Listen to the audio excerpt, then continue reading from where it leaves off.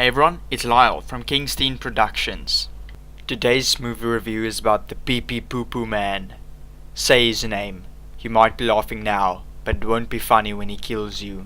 Probably at your weakest moment, while you're sitting on the toilet. Now today's review is actually about the...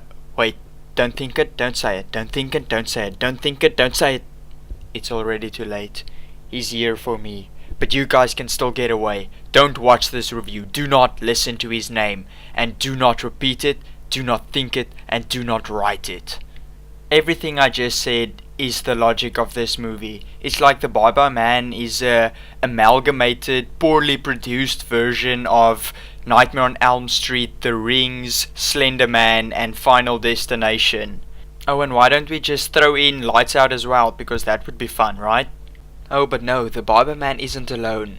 Those of you that have heard that dog's man's best friend, well, poorly animated Demon Hound is Bye Bye Man's best friend. I'm not even joking. The dog looks as if it was made with $5 of cheap animation.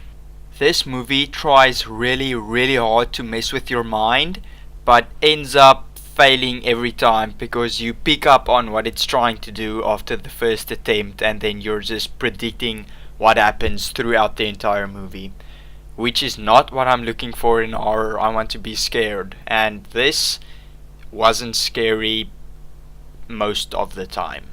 The Bye Bye Man's powers consists of basically being Slender Man, since he just appears out of nowhere and tracks you no matter what.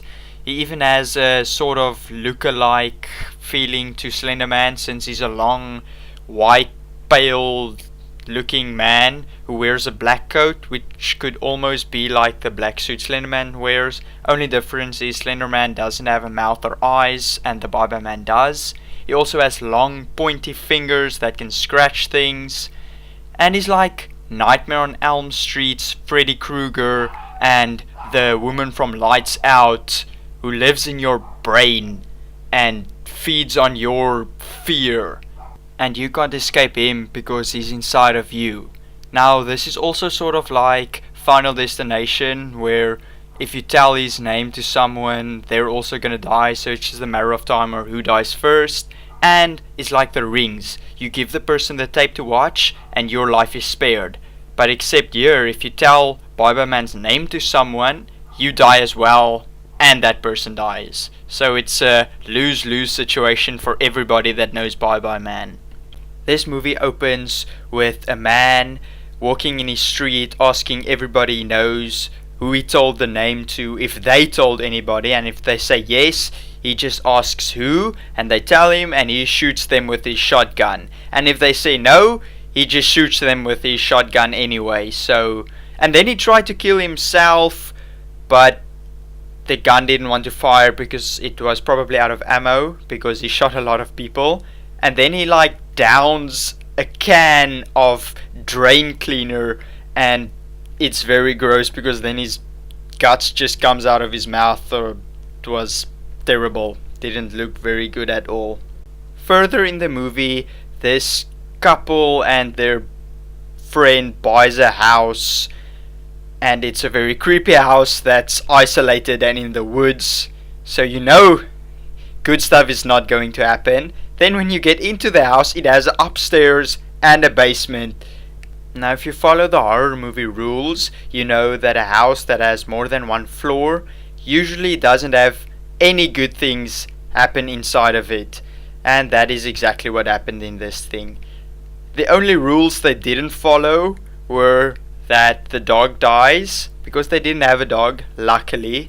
I would not have enjoyed that, because seeing a horror movie over and over again where they kill the dog is not very good for me. I love dogs.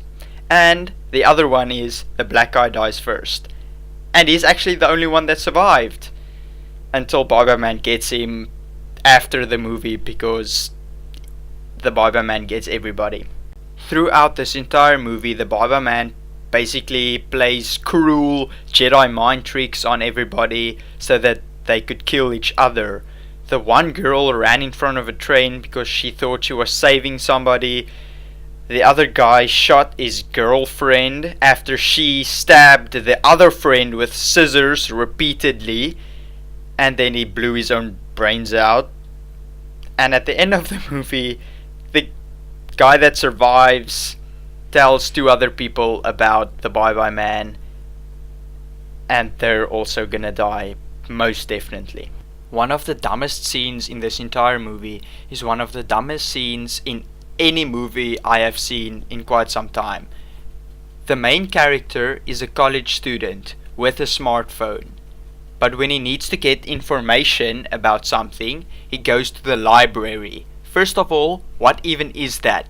Can you put it on your bread and eat it? No, I don't think so. Second of all, I heard somewhere it has to do with papers. Now, what is paper?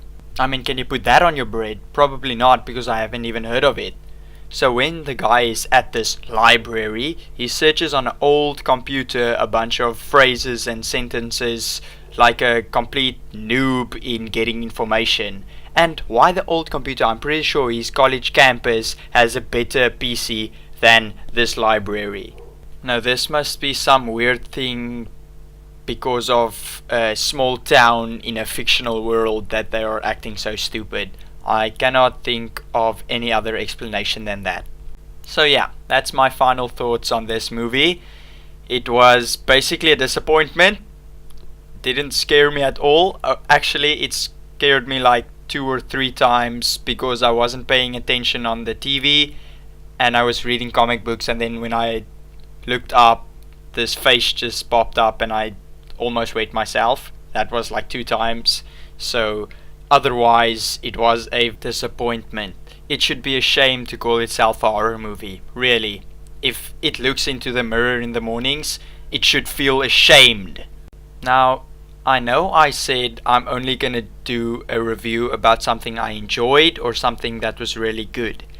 But since all the good movies has already been released this year or releases in another month, I felt I had to do this because this movie was funny because it was stupid. So I would still recommend you watch it just to get your little bit of silliness into the week, because this movie was silly and I actually enjoyed it because it was silly. Now the actors in this movie are mostly unrecognized people, but there are a few famous people, but I'm not going to get into that right now because this movie wasn't that great. I'm not going to waste my time identifying all the actors and what minor roles they played in this and that. So yeah.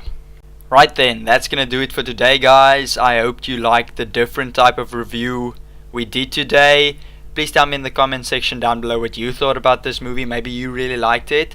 Suggest another horror movie I should review that you really loved. Remember to leave a like to this video. Remember to subscribe to our channel. I hope you enjoy your evening and see you guys next time.